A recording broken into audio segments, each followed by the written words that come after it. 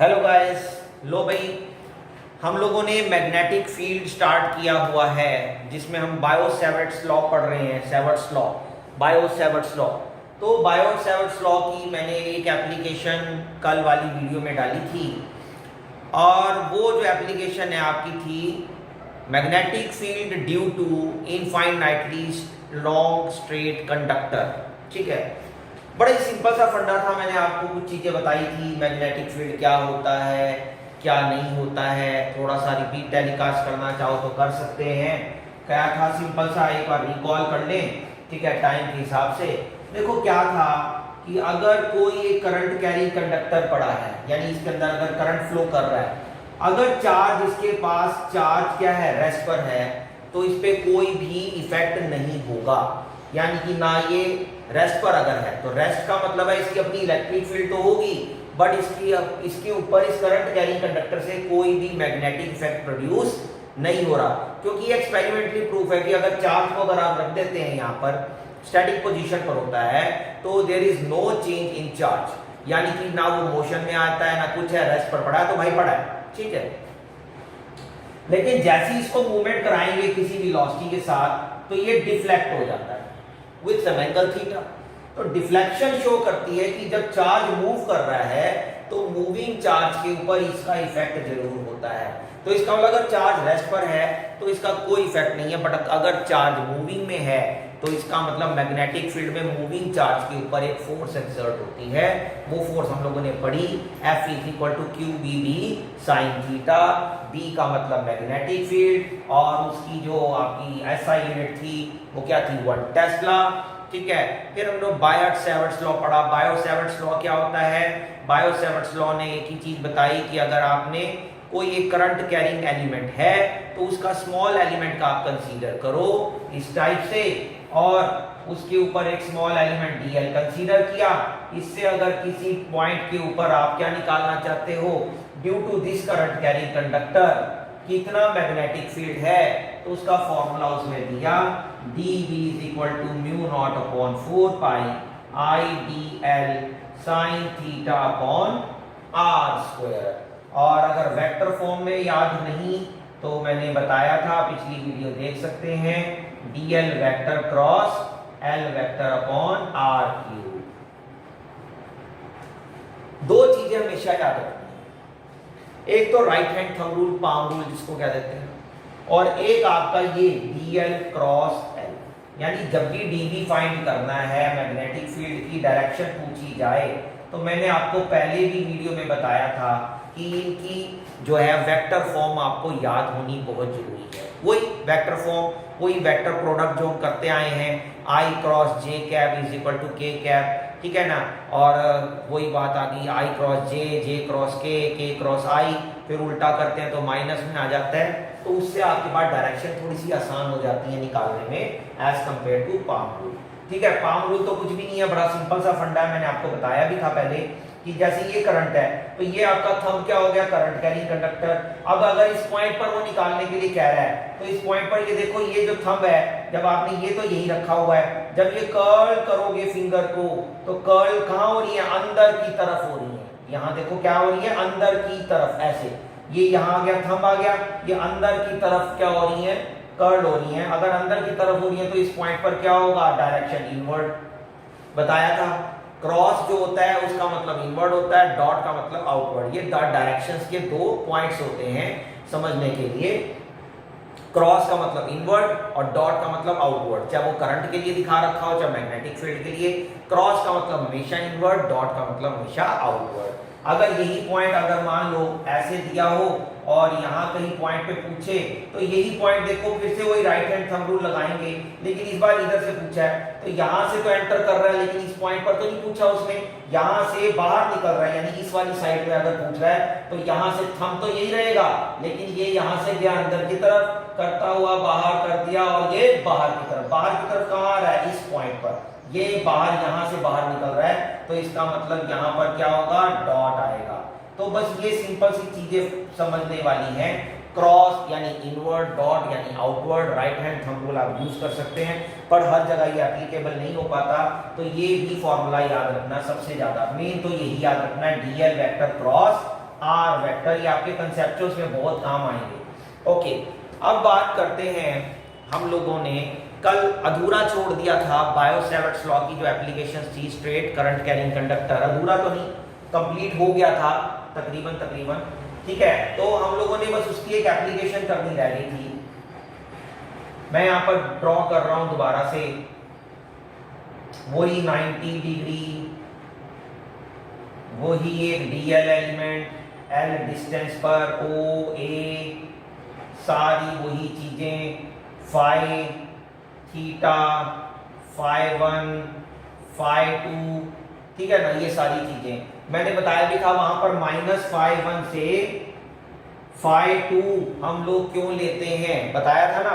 Phi 1 से phi 2 इसलिए लेते हैं क्योंकि ये जो एंगल है ये एंटी क्लॉकवाइज डायरेक्शन है, तो एंटी क्लॉकवाइज वाला तो हमेशा क्या होता है, पॉजिटिव, लेकिन हम लोगों ने नीचे से ऊपर की तरफ जा रहे हैं, यानी कि इससे ऑपोजिट डायरेक्शन में जा रहे हैं, यानी कि कोऑर्डिनेट के हिसाब से चले तो नीचे से ऊपर, तो माइनस फाई 1 टू प्लस का फाई 2 जा रहे हैं। चलो छोड़ देते हैं उस चीज को, मेन फंडा यही था, ये x था, ये y था, ओके, और ये a था, डिस्टेंस, परपेंडिकुलर डिस्टेंस। फॉर्मूला क्या निकला था last, mu naught upon 4 pi i upon a sine phi 1 plus sine phi 2। Phi 1 phi 2 ये दो एंगल्स होते हैं, ठीक है जी। ये तो हमारे पास फॉर्मूला आया था लास्ट, सॉल्व करके सब कुछ कटपुटा के साइन थीटा की वैल्यू निकाली थी, आर स्क्वायर की वैल्यू निकाली थी, सारी वैल्यूज निकाल के हम लोगों ने ये डाल दी। अब mu naught upon 4 pi I upon a sine phi 1 plus sine phi 2, तो मेरे पास फॉर्मूला निकल आया। अब इसके आते हैं स्पेशल केस। स्पेशल केस बड़े सिंपल है। पहला स्पेशल केस क्या है, इफ वायर या कंडक्टर कह देते हैं, चलो कंडक्टर, ठीक है, इफ कंडक्टर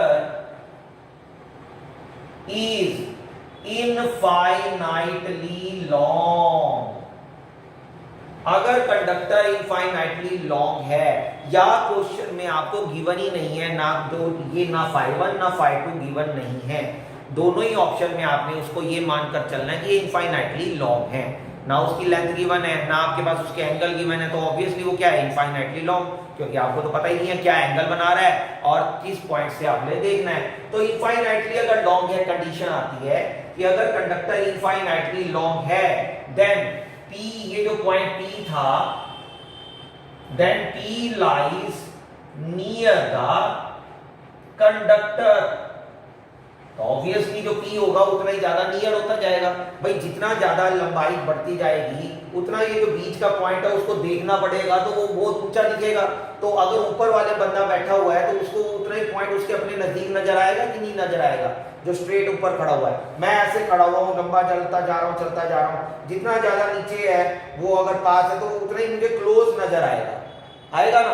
तो वही चीज है, उतना ही एंगल क्या होगा, वो कम होता जाएगा, यानी 90 डिग्री की तरफ होता जाएगा।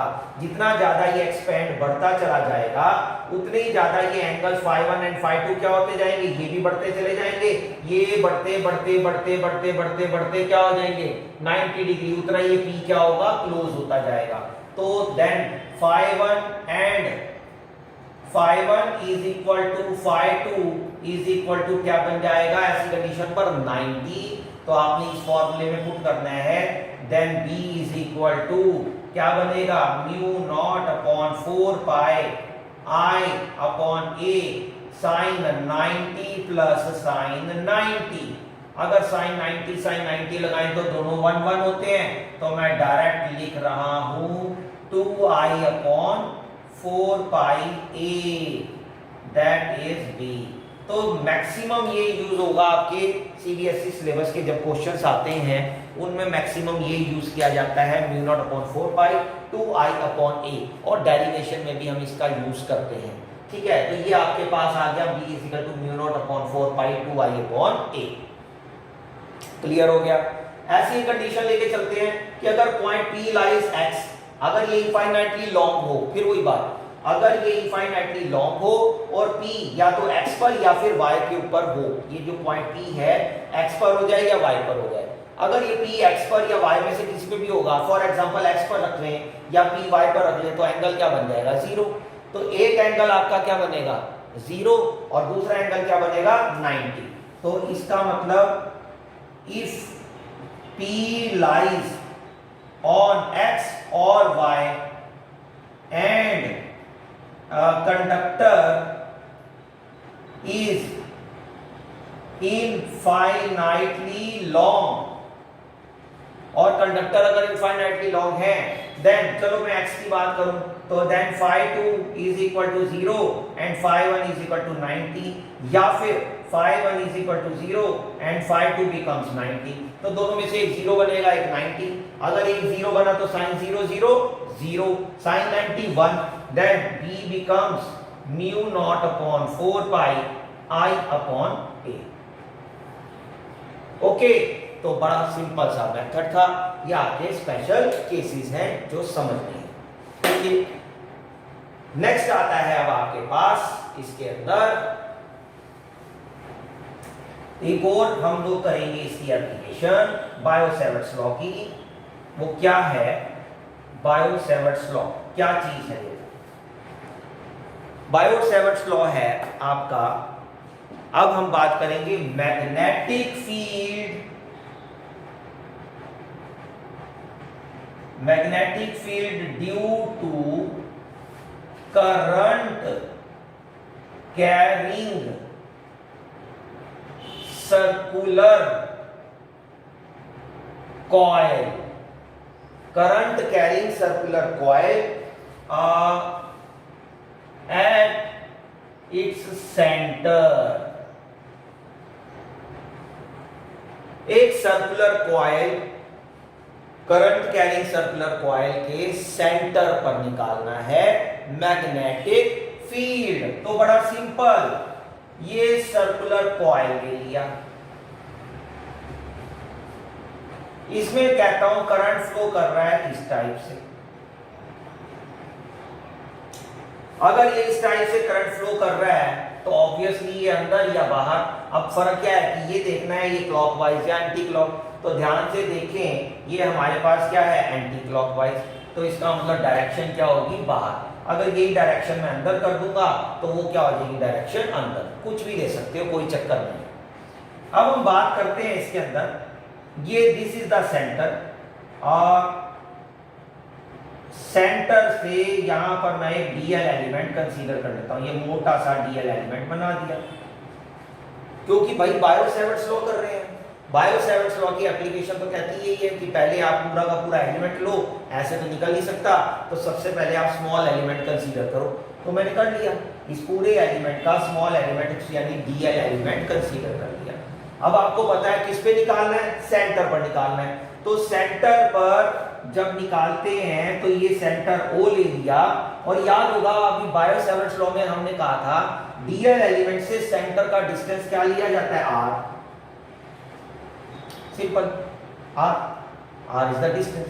अगर मैंने r डिस्टेंस ले लिया तो भाई रेडियस r भी तो है, तो रेडियस को या तो कैपिटल R ले लो या a ले लो, a is the radius. DL element से हालांकि दिख रहा है हमें r is equal to a ही है, कोई चक्कर ही नहीं है, ठीक है। अब हमने इसका डिस्टेंस ले लिया वही r, और ये क्या बन गया रेडियस क्या बन गया इसका a, यानी आप यूं भी लिख सकते हो r is equal to a is equal to r। काम वहीं से शुरू करेंगे, dv vector is equal to mu naught upon 4 pi i dl vector cross r vector upon में r क्यूब।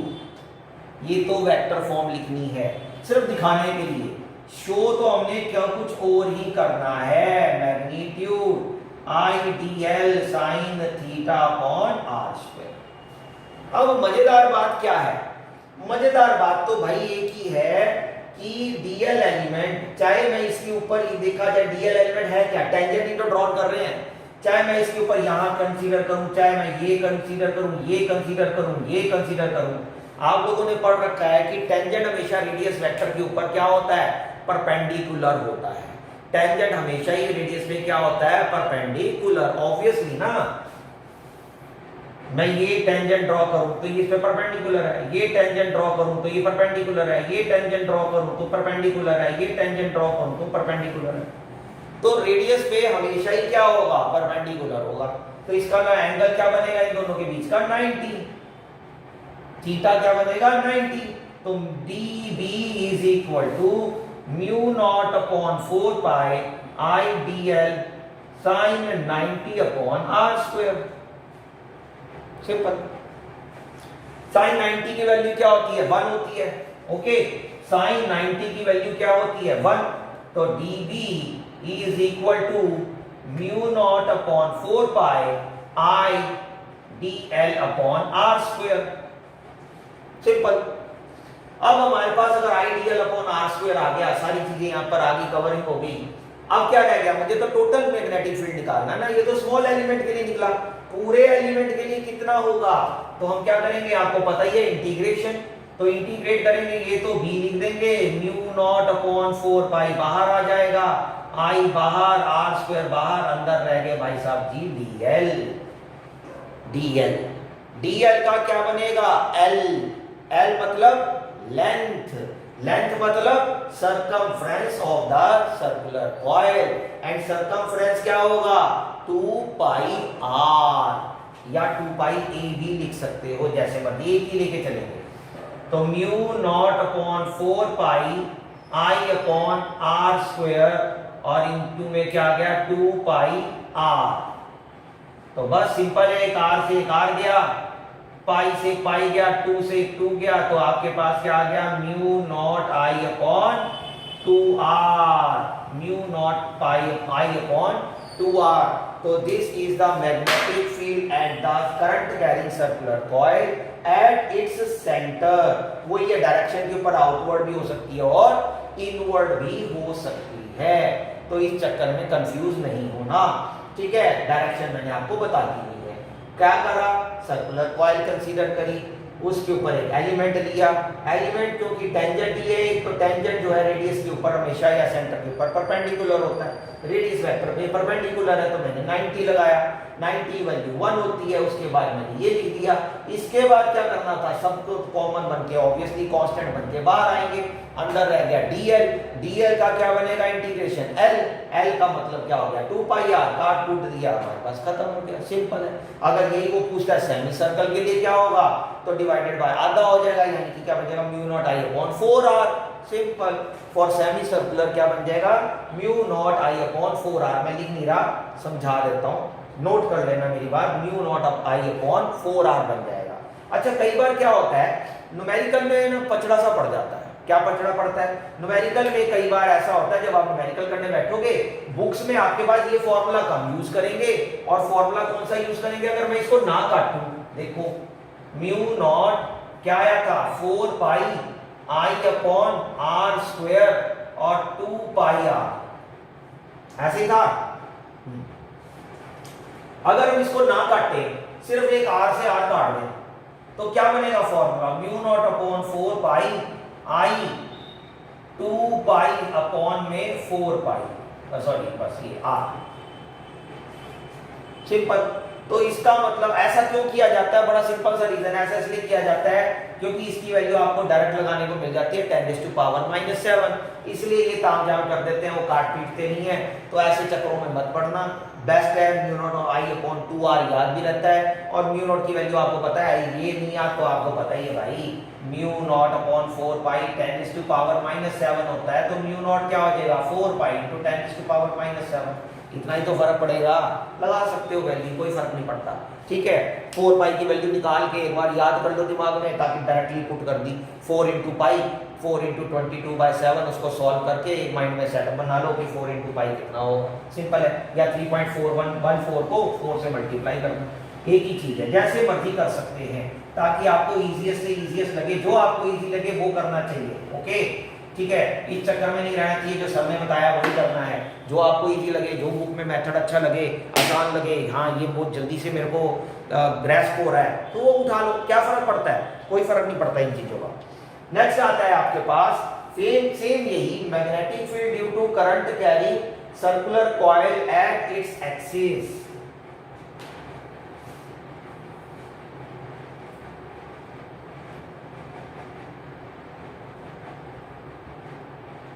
ये थोड़ा सा लंबा है, तो हम इसको कल करेंगे, वो ज्यादा बेटर है, ठीक है। इसको रहने देते हैं यहीं पर, हम यहीं से शुरुआत करेंगे कल, ठीक है, क्योंकि ये लंबा मेथड बन जाएगा तो फिर आप कंफ्यूज हो जाओगे। पहले फिलहाल आप स्ट्रेट कंडक्टर करो आज कंप्लीट ढंग से, और उसके बाद साथ में करो current carrying circular coil at its centre, तो उसके साथ ही आपको सारी चीज़ें क्लियर हो जाएंगी, फिर आगे बढ़ते चले जाएंगे। ठीक है, स्टेप बाय स्टेप चलने में ही मज़ा आता है, एकदम सीधा सीढ़ी चढ़ेंगे तो भाई गिरने के भी चांस हो जाते हैं, तो ऐसा काम नहीं करना। ओके, बेस्ट ऑफ लक, खुदा हाफिज़।